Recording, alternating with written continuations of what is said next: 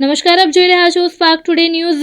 કવાંટ તાલુકાના રામી ડેમ જવાના રસ્તા પર કોઝવેનો એક ભાગ ધોવાઈ જતા ગ્રામજનોએ સૂત્રોચ્ચાર કરીને પુલની માંગણી કરી। 3 ગામોના લોકો તૂટેલા કોઝવે પર ભેગા થઈને સૂત્રોચ્ચાર કર્યા।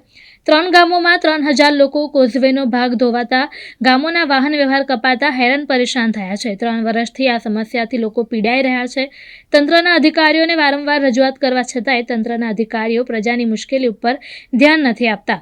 કવાંટ તાલુકાના ખાંડીમબાર ઝાલાવાડ અને રામી ડેમ જવાનો મુખ્ય રસ્તો પંચાયત માર્ગ મકાન વિભાગનો આવેલો છે। મેઇન રોડ નજીક લો લેવલનો કોઝવે આવેલો છે અને વરસાદના પાણી કોતરમાં આવતા કોઝવેના છેડાનો ભાગ ધોવાઈ જતા આ રસ્તા ઉપરથી વાહન પસાર થઈ શકતું નથી।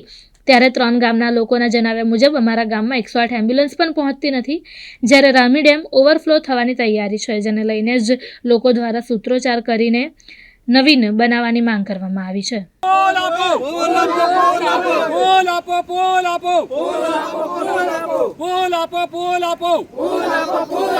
મોટી સાંકળથી ખંડીબારા જવા રામી ડેમ પર જવા એમાં તૂટી જતો છે અને 10 વર્ષ સુધી કોઈ કામગીરી નથી। દર વર્ષે પૂરી અને પાણી આવે એટલે ધોવાઈ જાય છે અને અમારે ખંડીબારા અને ઝાલાવાડ અને ગેલીસરની વસ્તી 3000 વસ્તી છે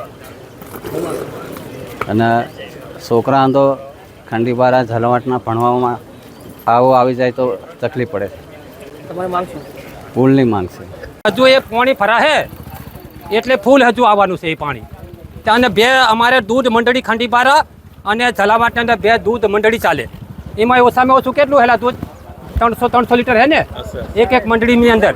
હવે આ 2 દિવસથી આ ધોવાઈ ગયું એટલે ગાડી જતી નહીં, એટલે દૂધ પી અમારા લોકોને બધું હવે બધું 2 દિવસથી બંધ થઈ ગયું કહેવાય। એ આવક અમારી જે કહેવાય ને, અને આ ખેતીમાં જવા પાણી અત્યારે ડેમનું હવે નીકળે ઓવરફ્લોથી એટલે ચાલતા પણ અમીને જી નહીં શકાય। વારંવાર રજૂઆત કરવા છતાં કોઈ કર્મચારી ધ્યાન નહીં રાખતા। અને જો ડેમ ઓવરફ્લો થાય તો ઝાલાવાડ ખંડીબારા ફૂલ વરસાદ પડે ત્યારે કોઈ કલેક્ટરને બી ત્યાં જવાતું નહીં, મામલીદારને નહીં જવાતું, અહીં સુધી આવીને ઉભારીને દેખીને પાણી દેખી ચાલ્યા જાય।